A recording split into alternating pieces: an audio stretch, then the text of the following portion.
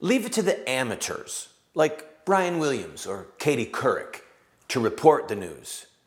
You've come to the right place if you want to know what that news means. I'm Randall Terry. This is Voice of Resistance.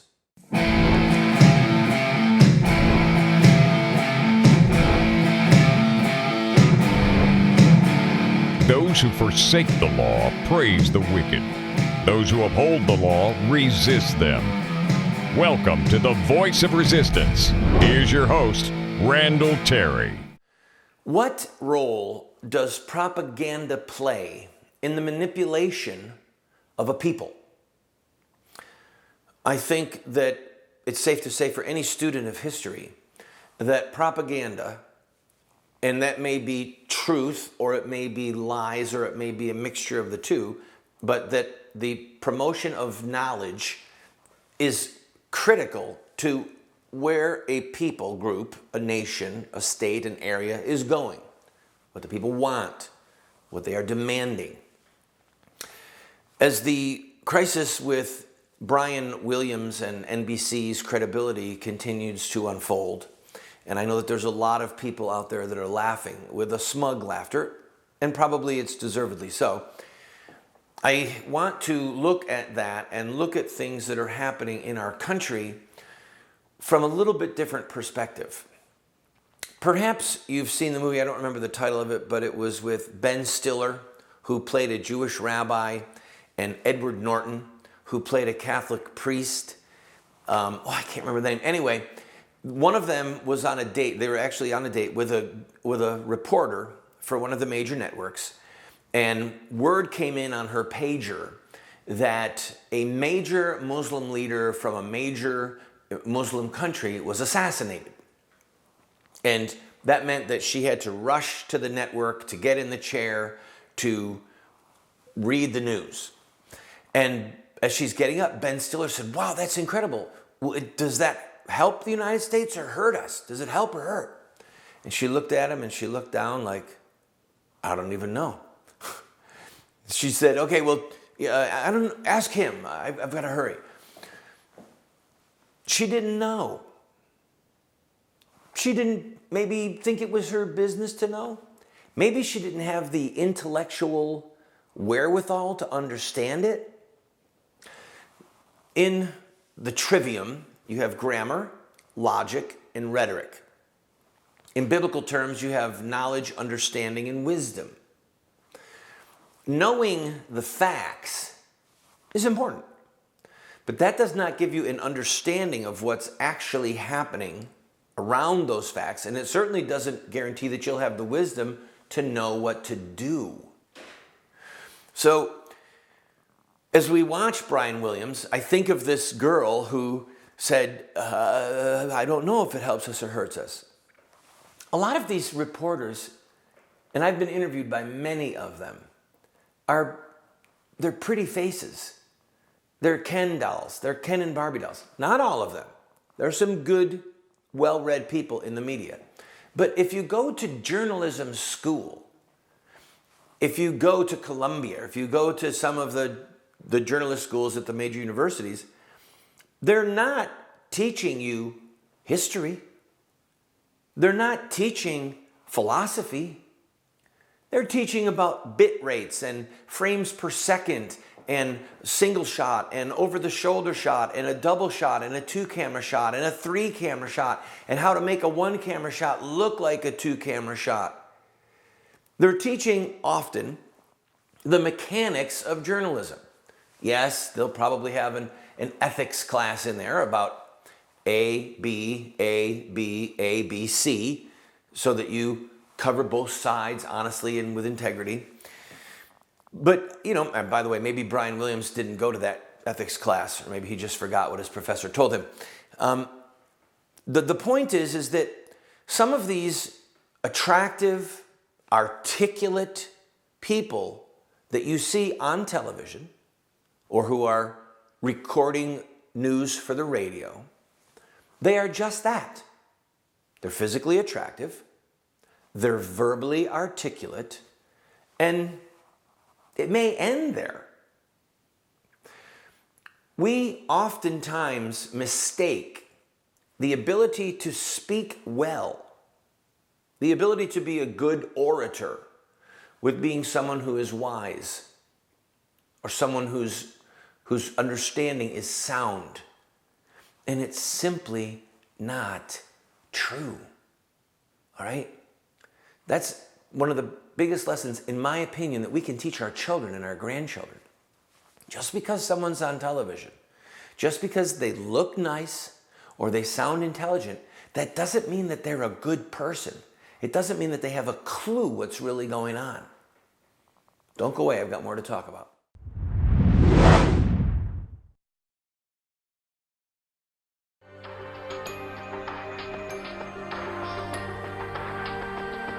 You have two choices. I mean, you can try to raise your children by design, or you will raise them by default.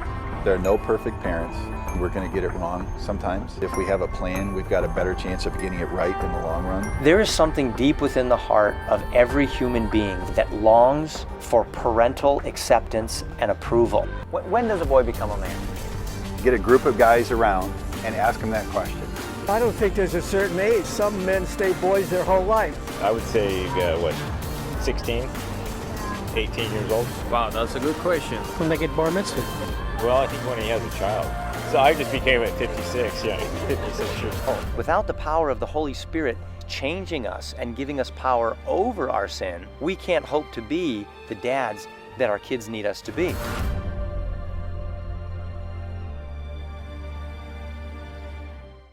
We have put together what we call an online university for you. Now that's a highfalutin way of saying that we have a pretty significant library of material, books, tapes, videos that are there for you for free. Why are we doing this? Because America is desperate for new leaders, and because this material could help you to become the leader that you and God want you to be. Check it out and enjoy it.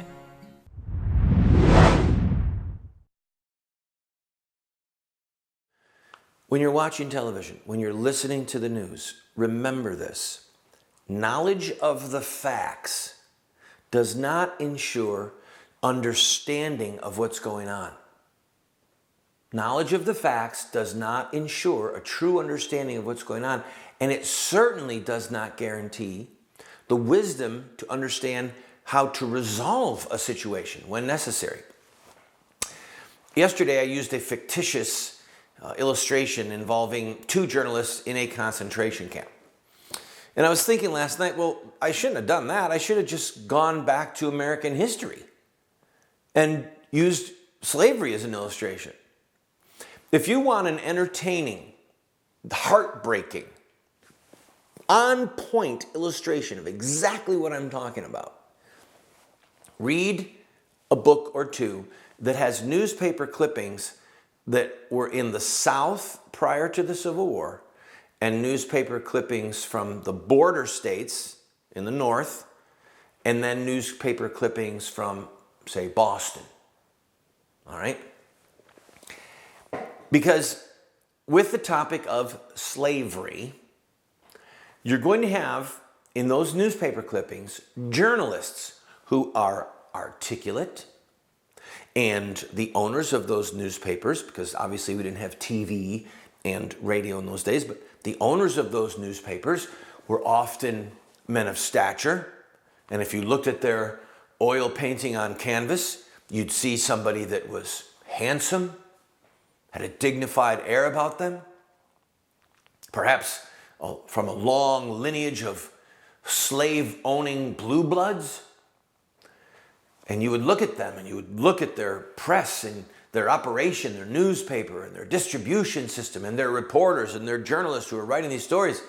And you would think, wow, these people are really smart. They have the facts, they have an understanding of what's going on, and they have the wisdom to show us what we should do to get out of whatever predicament that we're in. And you can see newspaper stories about William Lloyd Garrison, written in the South, where they print in the newspapers that there's a bounty on his head, offering $5,000 for him, dead or alive. William Lloyd Garrison, for those of you who don't know, was probably the loudest voice for abolition in the 1840s and 1850s, even earlier than that, really. A fun historical vignette. He had the privilege of meeting William Wilberforce. If you've seen the movie Amazing Grace, William Wilberforce was the British abolitionist who ultimately prevailed in making slavery illegal in England. William Lloyd Garrison had the privilege of fleeing to London to avoid being arrested by Southern spies, and meeting William Wilberforce while he was there, and getting Wilberforce's blessing. Fun story if you ever have the time and the desire to search it out. But anyway, you could see in these Southern newspapers a list of facts, okay?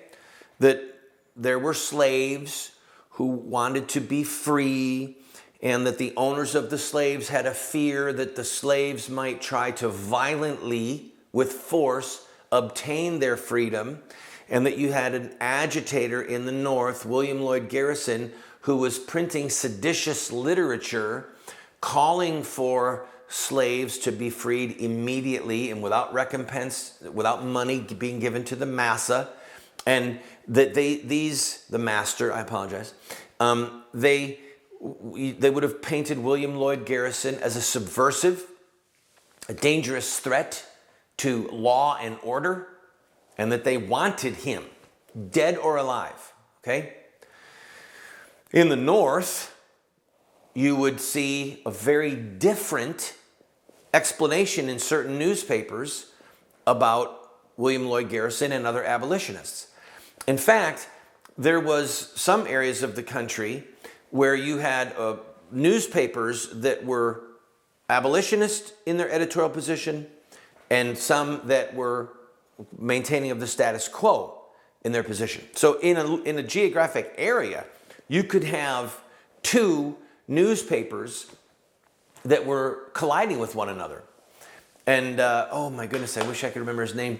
I'll get it if I can during the break, of a young Presbyterian minister who ran a newspaper that had an abolitionist bent. It was in a free state, but he ultimately was murdered. So it wasn't just that he had the knowledge of what was going on with slavery. It wasn't just that he was covering it, but because of his understanding, because of his wisdom, he was killed because of the position that he held. So when we watch what's going on with Brian Williams and whether Katie Couric wants his job and NBC's credibility being on the line, blah, blah, blah. Listen, most of them in the major media, most of them are in the hip pocket of the White House. They are Obama sycophants. They are not wise people. They are well-dressed, they have great makeup artists, and they are articulate. They can read a teleprompter really well, okay? But they're not wise.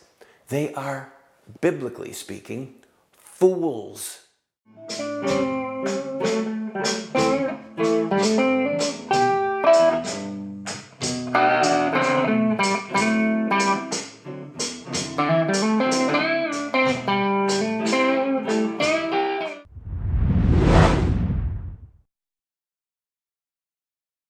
Do you want to get America out of the hands of wicked and unjust men and women who are destroying the republic before our eyes, and put leadership back into the hands of righteous men and women so that we don't die as a nation? Well, you're talking about social revolution, and there are rules in social revolution. We can look at the victorious social revolutions of the past, such as the end of slavery, the end of child labor, women's voting rights, the end of segregation, and so much more, and learn from their victories. Look at their actions, their images, their rhetoric, their sacrifices, and their final fruit. We will send you this series that originally cost $129, 7 books for students, 1 teacher's guide, if you'll give a gift of any size and just pay for shipping and handling. Take advantage of it today.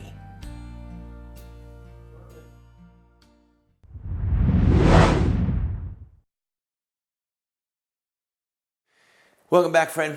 The name of that journalist and Presbyterian minister and editor and printer is Elijah Lovejoy.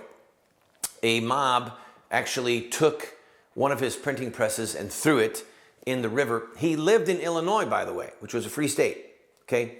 But a pro-slavery mob would have none of his editorial position, and he got a new press, a very expensive press, and it was in a warehouse, and he and some of his friends were given permission by the mayor to defend it.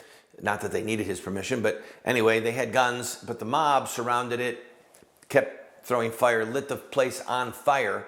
When Elijah ran out to try and put out the fire, one of the mob murdered him, shot him dead, and they burned the building down and they destroyed the press. So I have to go on this rabbit trail because it's interesting. One of my sons, some of my boys are reading the Rush Revere series, and I frankly cannot encourage you enough to get them for someone young. A brilliant, brilliant job by Rush and his staff to weave history and childhood fantasy together. And I won't spoil it any more than that, but it involves time travel. My boys just can't put them down, literally. So if you're interested in children reading, if you're having trouble getting a person at that age level to read books, get them the Rush Revere series. So one of my sons said, Dad, if what happened at Lexington happened today, would the good guys win or would the government win? I said, now the good guys being the Patriots, okay? Lexington was the shot heard around the world. When the British went to Lexington, they were looking for two things. They were looking for John Adams, and they were looking for the guns and the powder that the Patriots were keeping. They were in Concord, and it was on the way to Concord that the Americans routed the British and gave them a lot of casualties, dead and wounded. So in Lexington, the British swept through, and I believe killed 7 people in Lexington Square. So one of my sons says, Dad, if that happened today, and bad people in the government were trying to kill good people, in that whole skirmish in Lexington and the Battle of Concord, who would win? And I said, well, tell me the differences today compared to then. And he said, the government has a lot better weapons than people do. And they have like tanks and things. I said, yeah, that's correct. And he said, and they can move faster than they used to be able to. Yes. Transportation, speed of movement, speed of mobility, roads, vehicles, helicopters, planes. And so we talked a little bit, and we talked about the speed of communication. Now, just pick up your cell phone, talk to somebody. So if you look at, and this is a little bit pedantic because I was talking to one of my sons who's very young, and this is a rabbit trail, but it's an interesting one. And it's interesting because there are a lot of good people in this country who believe that a revolution will be necessary to bring back and to secure our constitutional rights and our God-given rights, all right? We've covered that in this show. There was a poll taken by a major university, and over 40% of people polled believed that a revolution was going to be necessary. A bang-bang shooting revolution would be necessary to restore liberty. And I read those things, and I look at the polling questions, and I listen to some of the good men, patriots. I listen to what people are saying about the Second Amendment and the villains that are in our government. And and then they're quoting the Sons of Liberty and the committees of correspondence and the heroes and Paul Revere and Patrick Henry. And I'm thinking, guys, look at what happened with Bundy, the rancher out there, okay, where the federal agents backed off. One of the first times in our lifetimes that federal agents backed off. Every person who was on the ground, every human who was on the ground has had their emails gone through, their phone records gone through, the apparatus of the federal government to spy on us, to eavesdrop on us, to listen to us, to move quickly, the overwhelming force that the federal government has against its own citizenry would make a scenario like Lexington or Concord to be almost inconceivable. It's just the facts on the ground. The difference is that there are a lot of people in the military who are good people, good young men and women who would never obey the order to try and suppress a community, a city, a state, who would never obey an order to try and take the weapons of the citizenry, because it's an unlawful, not to mention ungodly order. I hope that this rabbit trail has been good for you, because remember, it's grammar, logic, rhetoric. It's knowledge, understanding, and wisdom. Not just having facts, but knowing how to put them together, and then knowing where they lead and what we should do about them. I'll be right back.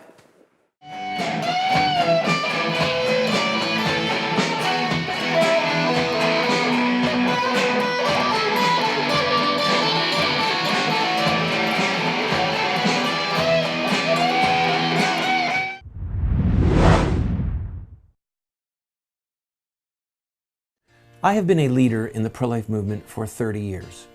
And sadly, we have not prevailed in our goal to make it a criminal act to kill an unborn baby. There's reasons why we have failed.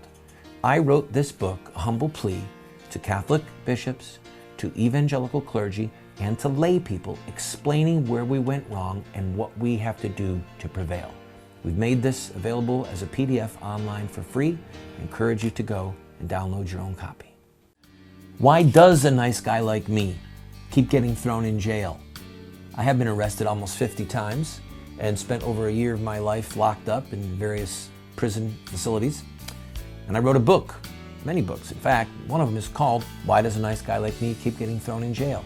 It's a theological work, answering those who say that the church should not be involved in politics or that we should retreat. I encourage you to get it. In fact, get one and give it to your pastor.